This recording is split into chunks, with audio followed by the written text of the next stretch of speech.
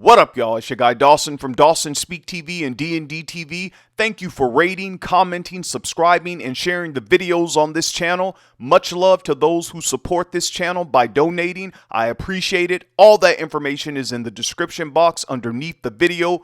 Also, make sure you hit the notification bell so you get notifications when I drop a new video. Now let's get into this topic. Alright, thanks for clicking on the video. Now, this video is for educational purposes, and as I approach this topic with respect, I want you all to please be respectful in my comment section. Thanks. Now, before I get into this story, I want to say that Dawson Speaks TV does not discriminate on the basis of race, color, religion, gender expression, age, national origin, disability, marital status, sexual orientation, military status, or political affiliation. Alright, now you all know what time it is. It's time for church news. Let's see what's going on this week in the Lord's church. Now, these stories are from all over. But before I get into the main story, let's tackle this one. It seems as though history has been made in one of the AME churches, the African Methodist Episcopal Church. Now, over at Mother Bethel AME Church, not Father Bethel, Auntie Bethel, nor Grandma Bethel, but Mother Bethel has appointed the first woman pastor in the Reverend Carolyn Cavasness. She will replace the Reverend Mark Tyler, who recently stepped down to take a position with the church. Pastor Carolyn is leaving her post as pastor of Bethel AME in Ardmore, Pennsylvania, to be Mother Bethel's 53rd pastor. Now, this marks the first time in the church's 237-year history, man, that's an old church, that a woman has been named to lead the historic church.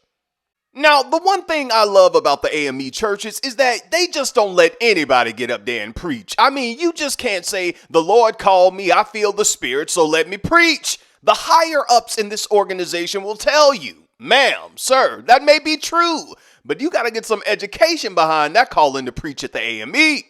Now, since I've said all of that, let me go ahead and rattle off some of Carolyn Cavasness' credentials. Reverend Carolyn is a graduate of Barnard College of Columbia University in New York City with a major in urban studies and a concentration in economics. Also, Reverend Carolyn graduated from the Union Theological Seminary in New York City with a Master's of Divinity degree. In her second year, she was awarded the Hudnut Preaching Award. This award is conferred annually by the faculty to a student who, in their judgment, has made the best preparation for preaching in the Lord's church.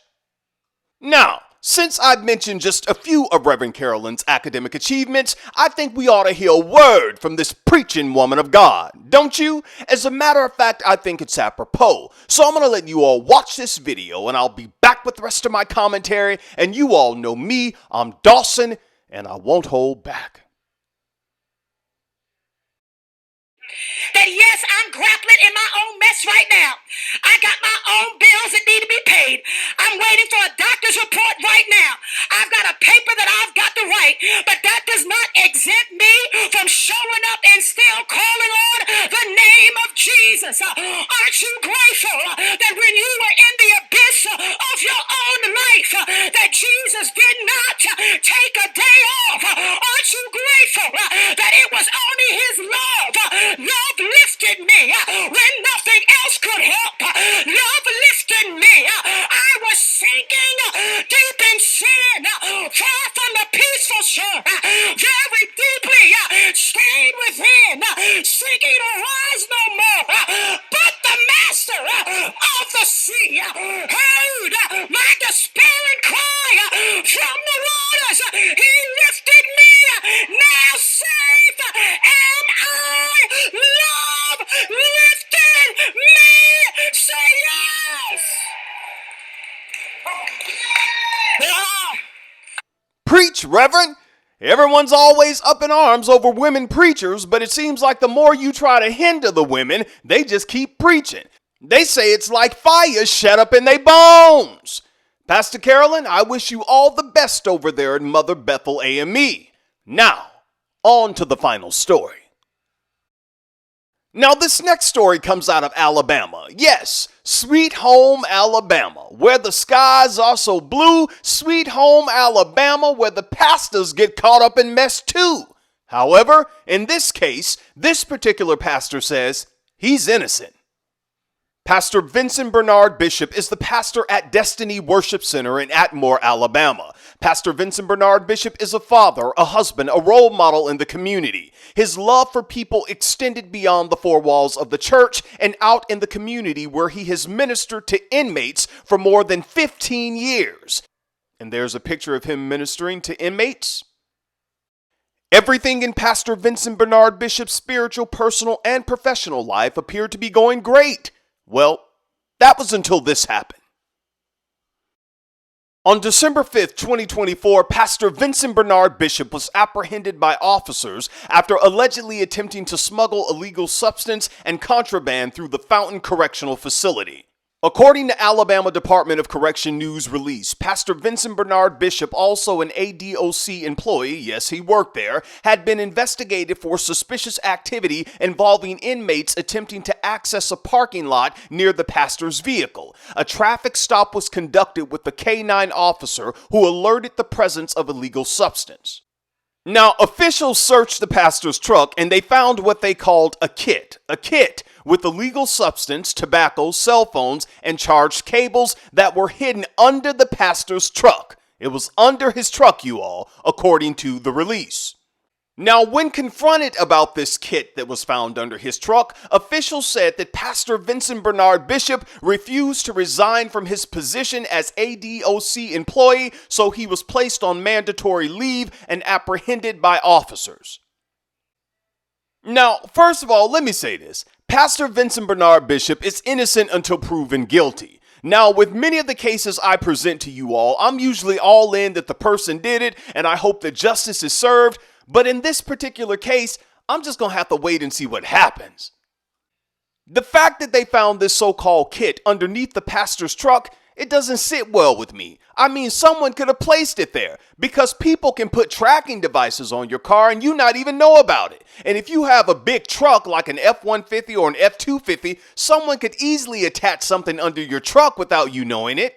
And I know some of you all will say, well, Dawson, how did the inmates know to go towards his truck? Well, if he works with inmates in the prison and former inmates outside of prison with his ministry, someone could have set him up, which is probably why he refused to resign on the spot. I mean, there could have been a former inmate or a relative of a currently incarcerated inmate that could have contacted an inmate on the inside and said, hey, I know Pastor Vincent Bernard Bishop goes to work there. They trust him with the inmates because he's a pastor. So what I'm going to do is I'm going to attach a kit underneath his truck. And when you all go outside, try to go towards the parking lot where his truck is and get the kit.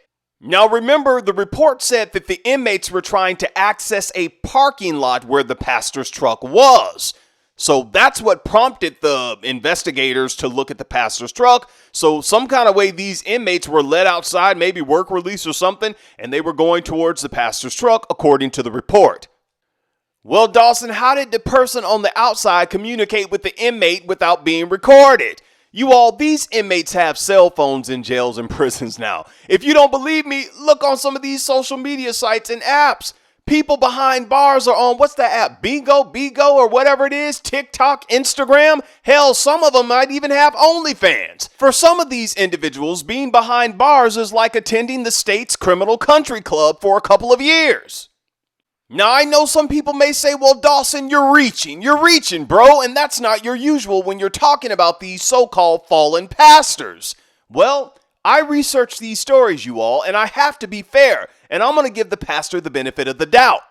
Now, Pastor Vincent Bernard Bishop is not running away hiding from this situation, you all. As a matter of fact, a few days ago, he did a press conference outside of his church with his attorney and his wife and family by his side, along with his church backing him up. Take a look. All right, good morning. My name is Attorney Jerome Carter, and I have the distinct pleasure of representing Pastor Vincent Bernard Bishop today and throughout the process of this wrongful arrest and wrongful prosecution of him while he was simply trying to do the job that he's been doing for the past 17 years. We are here at Destiny Worship Center. This is where the pastors, worships, and brings this community together. And this is the proper format and place for him to share the word of what actually occurred. Because if you listen to what has been put out by the media, you would assume that there is some guilt associated with this good man. Well, let me tell you what he is guilty of. He's guilty of being a community leader. He is guilty of running for office. He's guilty of telling others of his plans to run for office in the future. He's guilty of having strong integrity and character and family support. He's also guilty of having this congregation stand with him and behind him through this entire process. What he is not guilty of is anything that's been alleged in that complaint. Alleged in the complaint that they filed are some horrendous things that just did not occur. So let me just start with this so that we're clear. The moment that this pastor was detained by agents of the Department of Corrections, he was leaving the facility. Many of you probably believe that he was on his way into the facility. That is exactly not what happened. He was leaving the facility. He and a co-worker were leaving the facility, going to a commencement exercise for work that he had previously done with other incarcerated individuals. So there are a number of other allegations that are made, and we're not going to speak to those today. We just want to bring the first piece of awareness to everyone. There were no allegations that he brought any substances, any illegal issues, any paraphernalia into that annex. It did not happen. Where the pastor parks his truck, it's an old beat up truck with the old style bumper that's on the back of the truck. Just an open bed, beat up truck that he drives to and from work. Not his only vehicle, but that's the vehicle that he drives to and from work. In the back of that bumper, in the hollowed out section, there was a mystery package. Here's the thing. They never allowed the the pastor, to see that package. Only told him that it was there. Did not allow him to examine any aspect of what they brought out as this package. Only that it was there. I thank God that on this particular occasion, the pastor just had the situational awareness to have somebody else, a co-worker, in the vehicle with him. So when they brought the dogs to the vehicle as he was driving north on Fountain Drive, that when they stopped him to have the vehicle searched or sniffed by dogs, that when he opened the vehicle for them to do that, both he and the occupant of the vehicle complied with law enforcement, opened the doors, and at no point did any of those dogs alert to anything inside the vehicle. Did they stop there? No. They then proceeded to direct the dogs around to the back side of that vehicle where the dog eventually alerted to some package. Again, my client did not put a package in the car. At no point did my client carry anything other than his lunch into that facility.